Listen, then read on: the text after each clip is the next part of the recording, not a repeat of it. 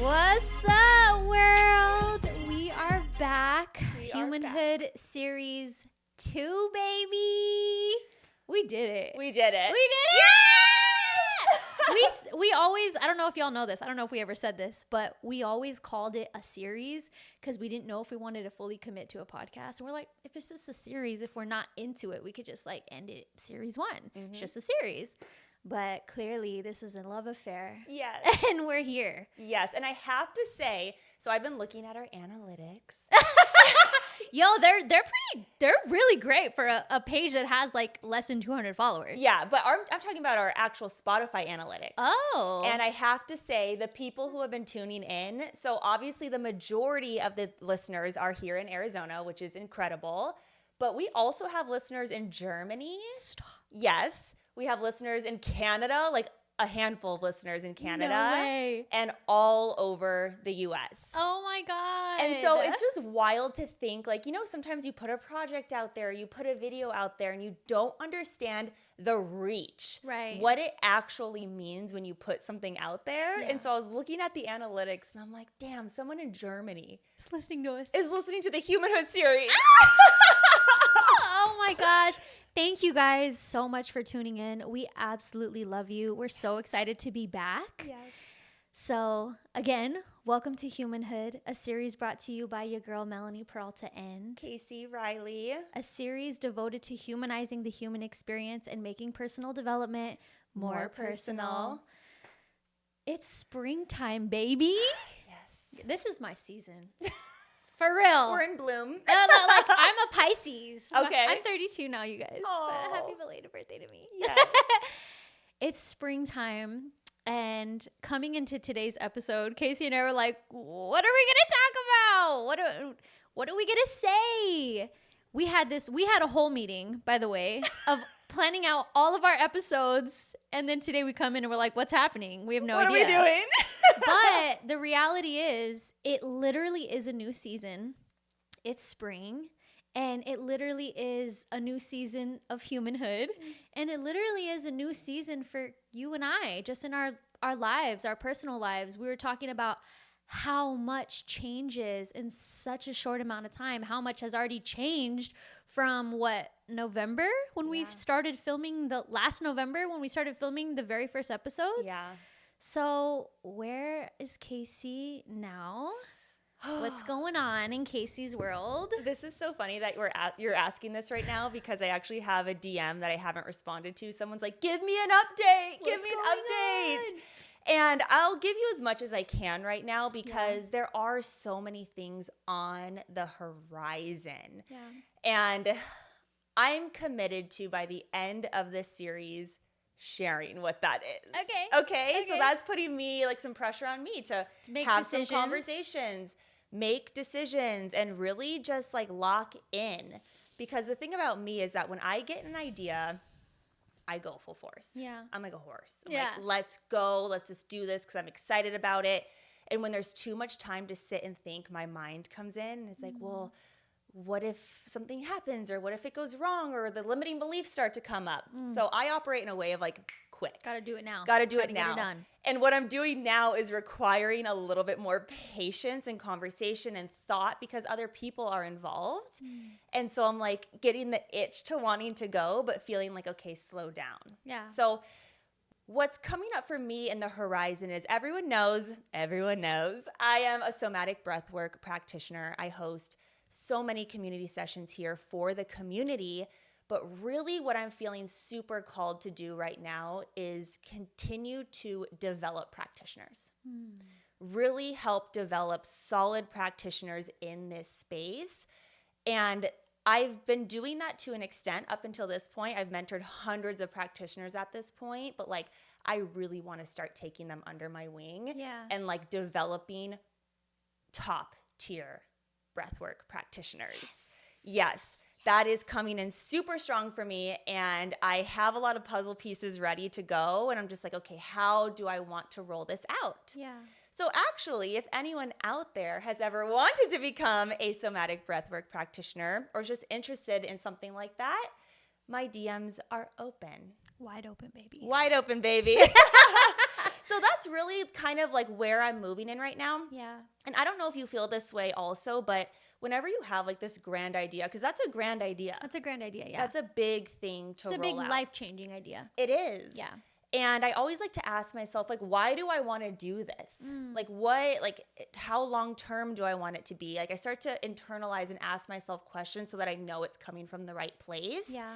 And for me, it's like, yes, making a bigger impact, but I've really been sitting in the energy of the work that I do impacts so many people. Not only the person who comes to the session, but every person they interact with. Yep. And so the more practitioners we have that can hold this beautiful space of transformation, let's say they're getting 20, 30 people into their sessions. All of those people are going out into the world, making their marks, changing their lives, changing their communication, their family. Like the impact is so much more beyond that session. And so that's kind of where my mind is at and the why behind like this deeper itch. Yeah. And it's fun and it's exciting, but it's also like, you just want to start a whole new business maybe? Like, I mean, I think that's just the entire season of life that your whole collective is in, because Brian just started his own business. Yes. And it's thriving. Right. And if he didn't do that, imagine. Yeah. Totally. Imagine. So thank you for bringing that up because, it's a reminder that when people follow their hearts and take a chance on themselves and the impact that you can make not only on your community, but yourself and your family. Yes. It's massive. Yeah. But what are you up to? What's your season of change looking like? Well, I just got back from Orlando. I spoke at RGC, which is the Rich Girl Culture Conference created by Brittany and John Hahn. Amazing, amazing conference. I had such an amazing time. And that was actually the first time in years I realized that I had been on stage in front of a live audience of hundreds of people. Yeah. Because I had been on virtual stages of thousands and thousands of people, but it's been a while since it had been like a live audience. Yeah. It feels different. It's so different. Yeah. It's so different. And people... This is how human everybody is. People are like, was shocked to hear that I was super nervous. Okay, tell me more about that. Okay. I was actually curious about that because I always get nervous before I host sessions or I speak in front of people. But I always was curious about you, if you got nervous even. Why me? Well, because I don't know, because you speak in front of thousands of right, people. Right. But okay, do you get nervous at like a smaller event, like a moving mantra event? No, not usually. Okay, so. I mean, I guess it depends. Like, we're planning to do more Moving Mantra live events. I know Monique and I are going to start rehearsing soon. Yes. And I don't know, maybe because we realize we haven't done one in like, I don't know, it feels like almost 2 years, Casey. It's been a long time. It's been a very long time. Yeah. So I don't know if once we get back into it, since it's been a while, maybe I will feel nervous. Okay. I don't know. Yeah. But this time you were nervous. Oh, I was so nervous. I was so nervous. It was like, and then my back was killing me. And I was like, I need to go upstairs and lay down. But then I should be like practicing my stuff. Long story short, I changed my talk like 10 minutes right before I went on. How much do you practice for a talk like that? I don't really practice a lot of what I'm going to say word for word. I definitely take note and practice like what my topics are going to be. But honestly, 10 minutes before I went on, I rewrote my entire thing. Like all my bullet points were completely different. And then while I was up there, I looked at my card like once. Yeah. And was just in flow. And I think that's the key right there to subconscious mastery of something is like once you do it, it's literally like riding a bike. Yeah. I was like, oh, I do this. Duh. Yeah. Like I just forgot that I do this. Yeah. That flow state. Yes. I realize when I try to fight the flow state, I'll feel myself even in these conversations, I'll feel myself going and then it's like you're talking too much, you're saying this or whatever, and then I try to control what I'm saying, that's when I fuck everything up. Yeah. And then that's when the nerves come rushing in and I'm like, wait, I'm doing something wrong. And so riding the flow state, like when you can trust that, yes, I feel like you don't need to prepare that much. Yeah. And that's definitely my style. Yeah. Because once I get up there and I'm looking at the crowd, I'm like, I care about you guys. Yeah. I want to deliver this message, you know? And I was the keynote closing speaker, which was like a big deal to me. That's a big deal. I know. You have to end it with a bang. Yeah. And all the speakers were amazing. So I'm like, everyone's like, I can't wait for your talk. And I'm like, me too. I just changed I it. knew what I was talking about. I was super proud of my talk and what I was going to deliver as far as the substance. But I was getting into my head, man. I was like, oh, what if I forget? Da, da, da. And then, like I said, it's like that subconscious mastery. It's like, I live this. Yeah. I didn't just write this talk just because it sounded good. Right. I wrote it and I planned it because I live it every day, and I see how it has impacted me on my journey. Yeah. I have social proof for years and years of how this works and why it works and why it matters. And so going up there, it was like, ugh. Crushed it. Time of my life. I had so many women come up to me after and they were just like, your talk was incredible. It was my favorite. It hit me so deeply. I shared a story about like in my waitress days, so many women coming up to me like, I'm a waitress right now, or they were a waitress, and just acknowledging like the pivotal steps that you have to take, the different seasons of life that you're in, and the different choices that you make along the way that put you on your path to where you're eventually meant to be. So with all that being said, I've been in, it's so funny. People are like, oh my God, you're doing all types of stuff. You're so busy. And kinda, but also for me, I feel like I've been hella low key, super low key. I mean, 2 years ago, I got out of a really hard relationship. I was heartbroken, shattered, a mess for a whole year after that, because it also put me in financial distress. So that was really challenging. And then all of 2024, I was like getting to learn myself all over again as this version of me outside of that relationship, and opening myself up to dating. And it was like last year was my reintroduction to myself in a way, establishing this different layer of who I am here now, and feeling solid in that. And gosh, it was so fruitful. It was so rich, such an amazing, fun, exciting, eye-opening year for me. And I have absolutely fallen in love with myself all over again in a whole new way. Truly, like I feel so anchored in who I am as a mother, as a woman, as a daughter, as a friend, as a sister, as an entrepreneur. And so I had been feeling like, let me get anchored in this series. Let me get anchored in some of the other projects that I have outside of this. And then I will know when it's time for me to step back in the front on stage, you know, figuratively speaking, and put my personal brand and my visions and my ideas back at the forefront, and step back into my creations.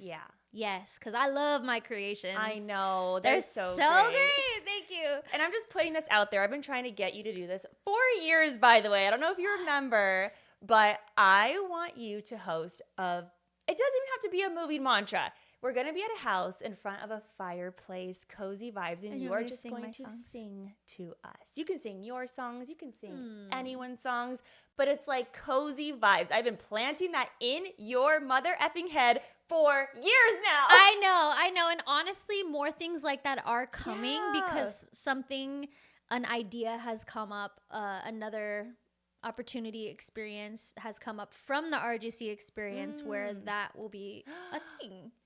Can you share any? I don't know. It might be a little too exclusive I can't share it yet because it's not my project. You don't want to get in trouble. I'm just a part of it. Okay. But when I know for sure I can share it, I will. Okay. Because I'm not really sure yet. Yeah. So yeah. And with that being said, I'm feeling more creative. I'm feeling like I've had these certain ideas and these missions and these visions that I've been kind of holding on to, because I think it's always very intelligent to know when the right time for an idea is. Yeah. Just because you have an idea, just because something comes up, like you know when it's like, no, this is burning. I gotta get this one out now. Yeah. But then you also know, or at least you should really know when the appropriate time for something is. Yes. I've been wanting to do something like this for years, and it just wasn't the time. Yeah. It just wasn't the time. Like, now is the time, you know? So, God damn it, Casey. I was like, hit the wall. So, yeah, I'm also, you know, for those of you who don't know, who are listening, I'm a single mother. I have an almost 10-year-old son, which is crazy. He's getting so big so fast. And his dad lives hours away. So for the most part in our daily life, I'm solely responsible for him. I do get help from my parents every now and then, but for the most part, like, I'm his world, you know? And so I need to make sure that I am 1000% energetically available for him. And I do take that into consideration when it comes to the ideas that I want to bring to life, because I've totally been in seasons where I have prioritized my business and my brand and my entrepreneurial journey and all my visions. And I put so much of my time and attention and love and care into those things. And then it was affecting my parenting. It was affecting my capacity to be patient and present with my son, because I am his all right now, you know, throughout the week, for school and all of that. And I am very mindful of my capacity when it comes to that. And like I was telling you, you know, maybe I underestimate my capacity. Yeah.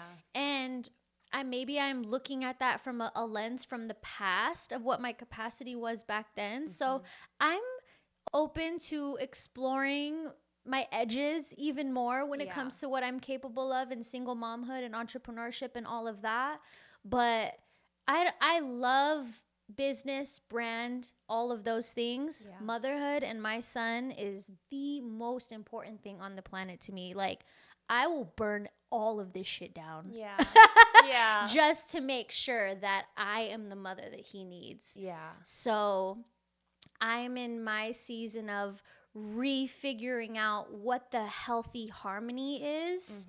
And I specifically use the word harmony, not balance, because sometimes not everything can always be balanced. Yeah. But finding the healthy harmony of giving more of myself to y'all and my audience and my people and my community and my creations, while simultaneously continuing to be an incredible mother, continuing to take really, really good care of myself, because that's also another thing that slips by the wayside when people dive headfirst into some of these things. It consumes you. Your self-care starts to go down the drain. So it's really, really fine-tuning your personal processes and knowing like how much of yourself you can really give to certain things. So that's where I'm at right now. Yeah. And I feel that when you talk about obviously your son being your number one priority, my thing, obviously I don't have children, but for me, me and my health is always my number one priority. Yeah. And what I found myself happening to me was, oh my gosh, I actually am slipping on the things that make me feel really good. And when that happens, that's the hard check-in for me, where it's what's worth it? Yep. Where is the season of time or life or whatever?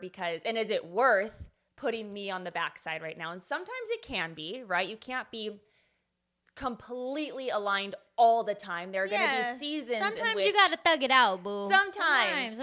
But if you go too long and then you start feeling it, you got to check yourself. And so I even found that with myself, slipping on those things. And so I actually started booking in monthly massages with Monique. Shout out to Monique. Shout out to Monique. Oh, because best. it's not even about the massage. It's not even about getting rubbed and it feels good.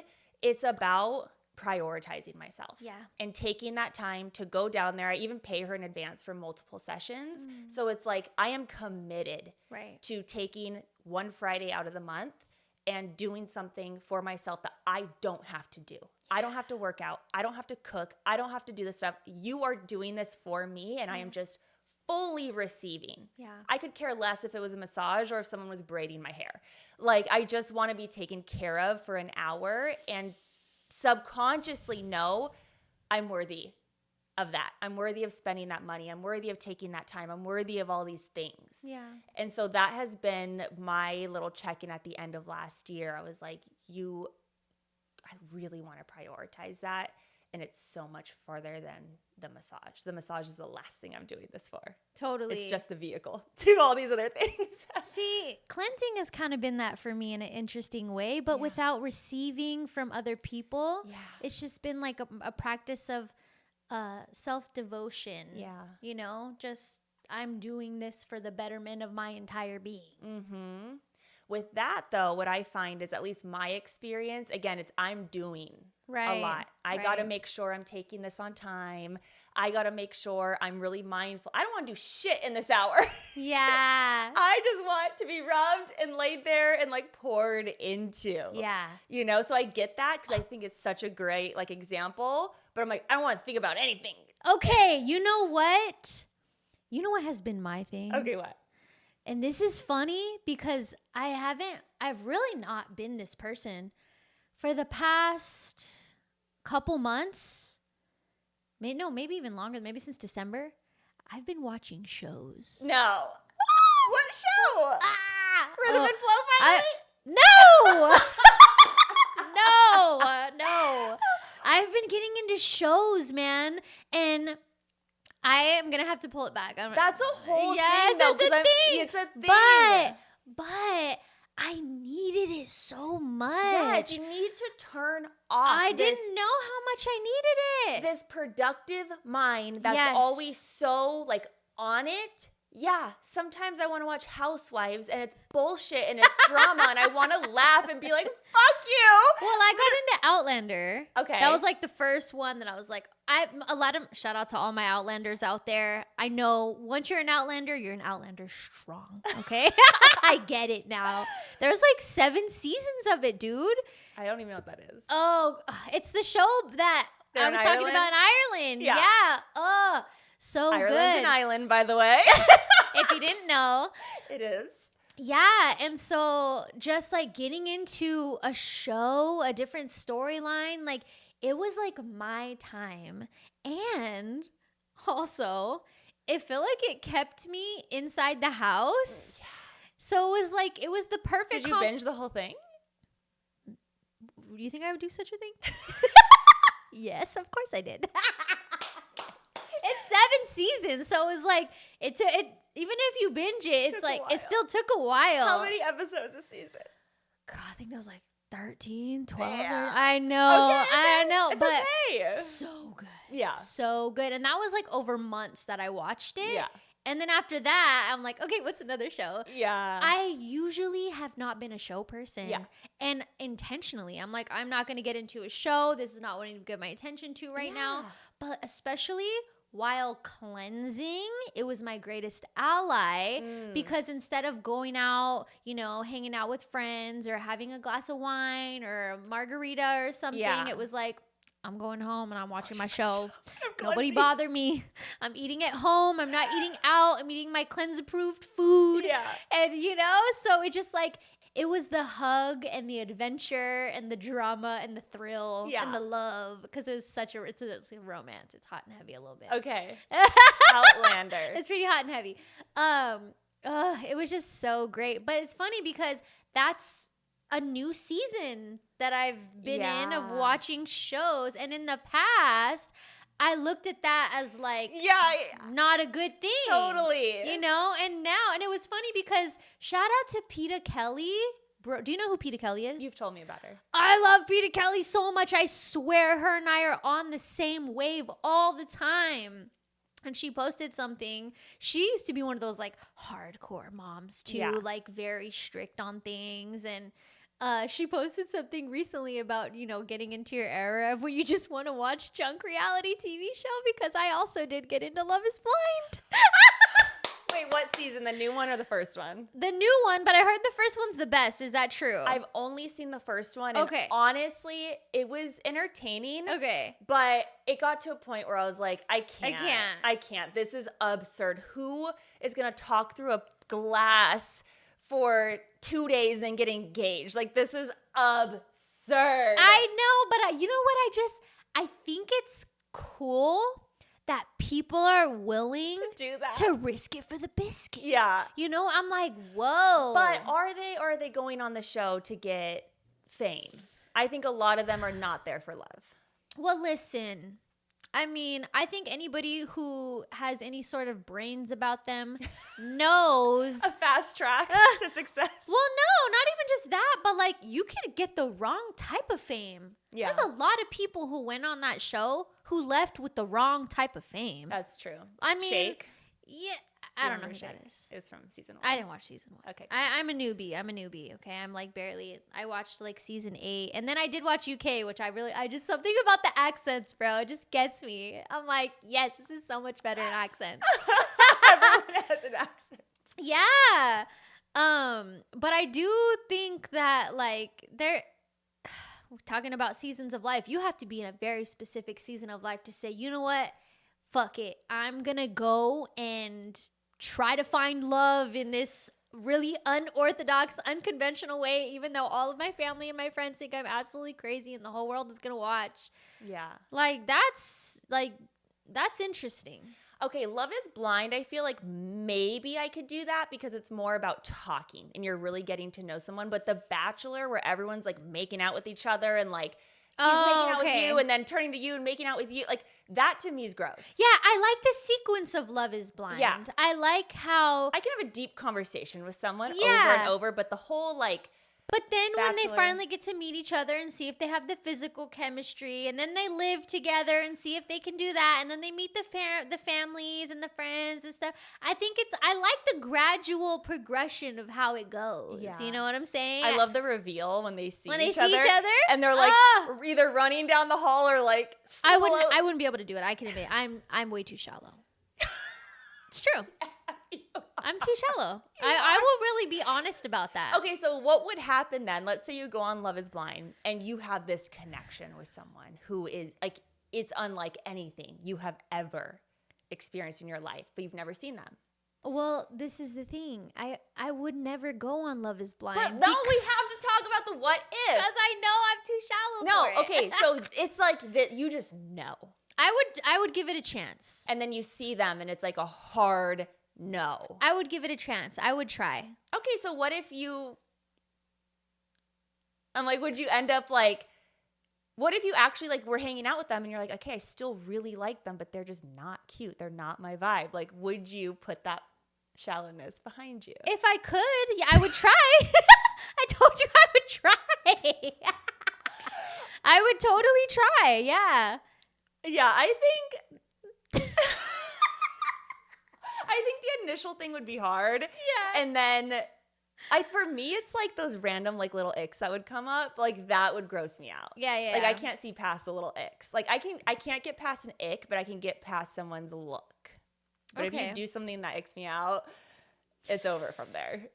I mean, I would never go on. But what would you do if you did go on?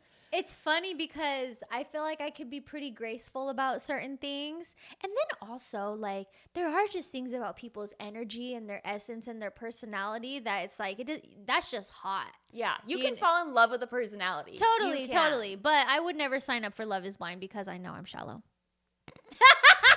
I hate to admit it, but I just accept that about myself. Like, physical attraction is definitely a thing for me, 1000%. Well, maybe it's time to shift that and try a new dynamic. See? Okay, talking about new seasons. When it comes to dating, my dating season has shifted. Uh-huh. So you're off the apps?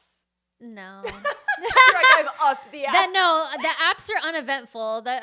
I'm still on it because I'm like really trying to give it a solid chance, but it's uneventful. But with that, I have, because the apps are so physical, that is the first thing that you see. Yeah. I have been doing my best to open myself up more to people who I'm not like super attracted to, or usually aren't my type. Because to keep it a buck with you guys, I've never dated a white man in my entire life. Ever. Okay. I never dated a white man. And I never had a desire to date a white man. I just love Latinos, like, you know, Yeah. I love like culture. And There's a white culture. we're not going to go into that right now. We're not going to go into that. They have a culture. I love urban culture. Yeah. And like, I love my culture. So I've been willing to open myself up to white men. Okay. Even Did you go on a date with a white man? No, I haven't found one yet, but I'm Okay. open to them. You talked to one. No, he wasn't white. No. So speaking of which, Melanie came to an event with me. Oh, he was Asian. Which, by the way, I was so not interested. I know, but it's just such a great story. So I invite Melanie to an event with me. My husband threw this epic fundraiser. So incredible. It was so incredible. It was called the Barristers Bar Battle. They do it, every year. It's been 2 years. Every year, though. Yeah, every year. Yeah. And it benefits what is the foundation? Almost There Rescue. So it benefits an animal foundation locally here in Scottsdale. And anyways, they bring the whole legal and medical community together because he is an attorney, a personal injury attorney. And so they bring all of their networks together. And of course, other people are invited as well. But it's mainly the legal and medical community. Keep that in mind. And I'm like, Melanie, come. There's a surprise performer. And like, it's going to be pretty epic. And so she's like, yeah, like, I'll come. I even invited Desi as well. So we all meet up at this event. And Melanie. What? So we go to the bar. Melanie goes to go get a drink. And we leave her for 1 second. 1 second. And it's like this guy is like, vroom, magnet to her. And so my girlfriend and I like take a step back and we're just like watching the show unfold. But I'm like, of course, we leave you for 1 millisecond and this guy just swoops in to buy her a drink, which is like typical Melanie vibes. But we're like, well, it just happens. I feel like you're a magnet for a lot of this stuff. Thanks. And so we're sitting back like watching the show. Clearly Melanie is not into this man. It's not her type. But he is probably a really incredible guy. Maybe. I've also never dated an Asian guy, He ever. was cute. We called him Puffer because he was in a puffer jacket. And he was just sweet. He was a sweet guy. I'll give him that. He was super Very sweet. gentleman, offered to pay for my wine. Yes. But speaking of going And wasn't a clinger. Shout out to that. Yeah, Like, he don't be wasn't a all clingy about it. clinger. But speaking of which, like this is probably not an environment you would be in very often. No. At all. Mm-mm. At all. But you just never know who you can meet, who will be there, what's going to happen. The surprise performer was the Yin Yang twins. Oh my God. We had the time of our lives. We had the best time ever. So fun. It was so much fun. My high school, like, inner teenager was out of control. Had so much fun. And that was the first time we ever went out together at night like that. I didn't know that. I was like, wow, we're really our friendship's evolving tonight. Because we've never done this before. We've never turned up together, We've Casey. never turned up. Casey doesn't go out at night very often. No, Casey's a nana. I know. Jeez. Like, you want to do something during the day? I'm absolutely there. Yeah. But yeah, that was so much fun. We had such a great was time lit. together. The event was absolutely incredible. They did such a great job. I think they ended up raising over $100,000 Wow. for the Almost There Rescue, which is just so incredible. So to all their sponsors and all the people who like bought little items and donated and all the drink sales and all that stuff. But it was an iconic night for many reasons. Unforgettable. Unforgettable. The videos. Bro, the videos? Iconic. The Yin Yang Timeless. twins? Timeless. The Yin Yang twins? Dude. Iconic. That was one of the most epic nights. I had high hopes for the Yin Yang twins. So I had this idea in my mind. I was like, I'm going to like have a serious conversation with them. What? Oh, no. Well, because we were going to meet them at the sound check. Okay. And then afterwards, after the show. And so I really like, I'm like, if they're cool and they like talk, they talk. But if they're like down to have conversation with people, like I'm genuinely curious. Like, how have you guys maintained such a great dynamic all of these years? Yeah. You know, like they've been together a very long time. Yeah.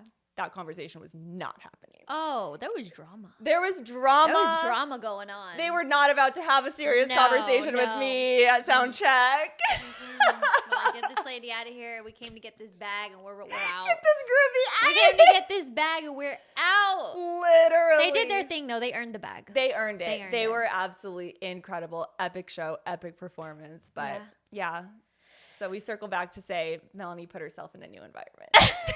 Well, I mean, it was a new environment, but and I would say it wasn't a new environment. It was a new community. A new community, for sure. A new community, because I feel like I'm kind of in those environments. Oh, for sure, yeah. But definitely new community. Yeah. Yeah, so keep inviting me to things. Maybe I'll meet a lawyer. Maybe you will. Maybe you will. Maybe I'll meet a lawyer. Yes. Lawyers need fun wives. They do. They do. So, yeah, circling back, seasons of change. We're going to definitely be shifting up the conversations. Yeah. In series 2, there's a lot of topics that can get a little controversial, a little risque and uncomfortable, but all of us on our human experience, we're curious about different things, we're exploring different things, and we want to dive into some of that. Maybe we'll get into some conspiracy theories. I mean, a few. Okay. Casey's not going to let me go fully off the rails, but she's going to let me get a little in there. A little. I'm super excited about.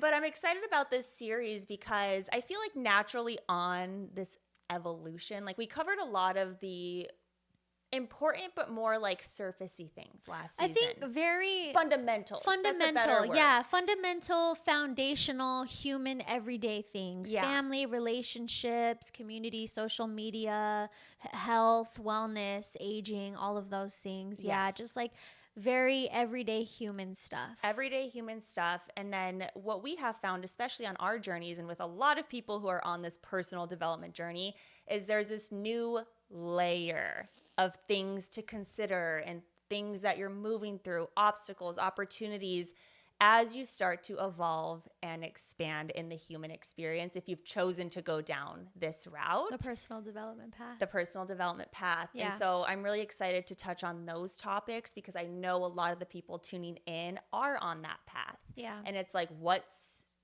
next?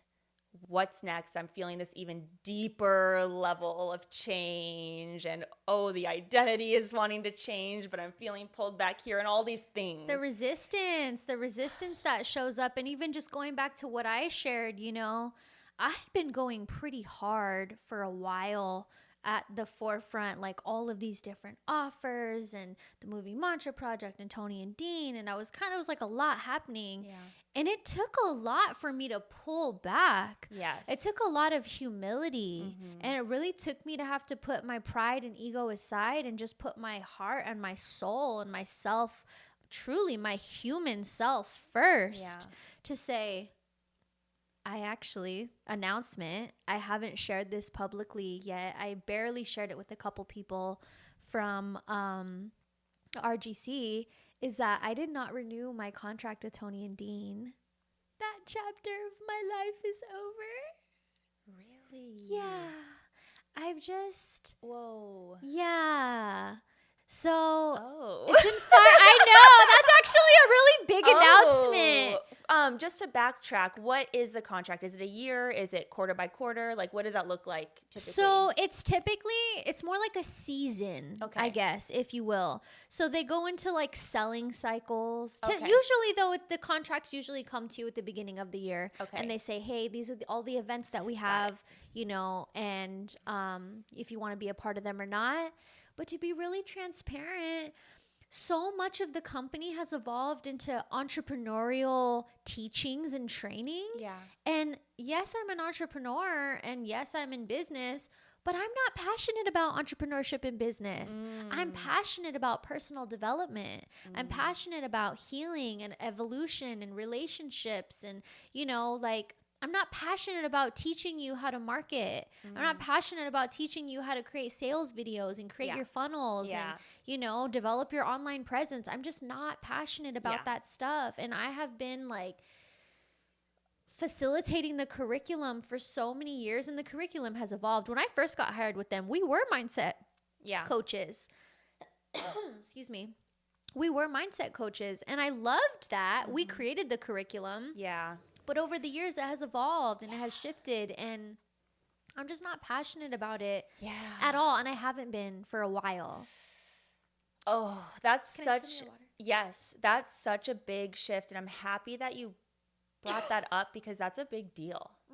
That's a really big deal, especially working with people of that, like, notoriety. Yeah. You know? Totally. It was a big shift. That's for sure. Big shift. But again, going back to the main topic of the seasons shifting and changing is, first of all, it's not always linear. And what can look like a step up can sometimes be a step back if it's not the right choice. Sometimes what looked like a setback can actually be a set up, you know? And for me, I cannot continue to stay devoted to something that I'm not on fire about. And honestly, I loved being connected to it, even though my fire for it had started to dull already. I just loved still being a part of the community and being behind the scenes of such amazing productions and all of that. I learned so much. It's been 5 years. 5 years. That's crazy. Wow. Yeah. But knowing that I am meant for more, and I do have my own personal vision and more things that I want to bring to the forefront for my brand and my community and my audience in my way, then I'm going to have to make some big shifts. And that has felt like one of them for me for a long time now. Yeah. You know, so it was a big shift. And now, I mean, technically, when we were at RGC, when I wrote my bio, I put the word former Tony Robbins and Dean Graziosi head coach. I know. Wow. I know. Well, that's bold. Yeah. That's bold and that's courageous. And I can feel that it's more about the community and like being immersed with the bigger mission, but not being passionate about the curriculum anymore. Yeah. You know? And it's not fair if I were to stay and not be super passionate about the curriculum when there's other coaches out there who would go into that position and be on fire for it. Right. That's what the company deserves. That's what the community deserves. Yes. You know what I mean? So yeah, I was there for a long time. I was the coach that was there the longest since the beginning. So that's a big shift in my life. So that chapter's officially closed? That chapter's officially closed. Wow. Well, congratulations. Thank you. And we know that really when you create space like that, you literally now have space for all of the new things. Yeah. And if you didn't remove that, those other things can't come in. Yeah. They can't come in. Yeah. And I don't know if that'll be a forever thing. Who knows? Maybe somehow, some way I'll come back into their scope. In a different way. In a different way later on down the line. But right now, it's come to a close. Yeah. But so grateful for everything. Yeah.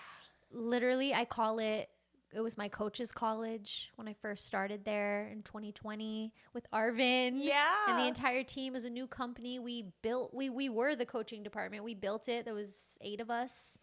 And it was an extraordinary experience. I'll never, ever forget it. It shaped me so much as a coach. It transformed everything about about me, honestly, in so many ways. Yeah. So I'm very, very grateful for it. But I am excited to now see what else happens. So if anyone out there is feeling like you can't leave your job, This is a job that you would not want to leave, that you wouldn't- know? And that's the thing too, but like let's touch on the duality of that for a minute, because I feel like especially in our space, it's like you can't be grateful and ungrateful at the same time. Like be grateful for what you have, but it's like I am grateful and I want more, and that's okay to want more. Yeah. You know, and I think a lot of people in the personal development space get stuck in that. I know I've experienced that for myself too. It's like, look at this incredible person you're working with and for and the impact, but there's still something inside that knows something different or something bigger Yeah. is meant for you. Yeah. And so I think that it's important to acknowledge that there can be duality of feeling so grateful and love something so much and have an inner knowing that that's no longer for you in this season. Yeah. It's powerful. Yeah, I haven't shared that publicly yet. This is exclusive information. Oh my God. I know. Yeah, so more live moving mantra stuff to come. More different offerings. I'm going to be evolving. I don't want to announce anything yet because it'll be coming, but the same thing for you. Yeah. Same thing for you. So you guys stay tuned. Yeah. Okay? Stay tuned. And you're hearing all of this first. Honestly. Because everything I shared too is like, this is the first. Yeah. Yeah. Honestly, I wasn't expecting to share that. It hadn't been on the forefront of my mind that was an announcement that I needed to make, but actually it is. Yeah. Yeah. And I feel like that's kind of how it's felt with this whole filming process. Like the more we get into it, the more comfortable I feel, in my own expression. Yeah. Of not holding back things or like just keeping everything to myself. This has been such a healing process for me just to have a space to share. Yeah. And so that's probably like what moved through you as well. It's like we're in this expressive space. Totally. It's present. Let's share it.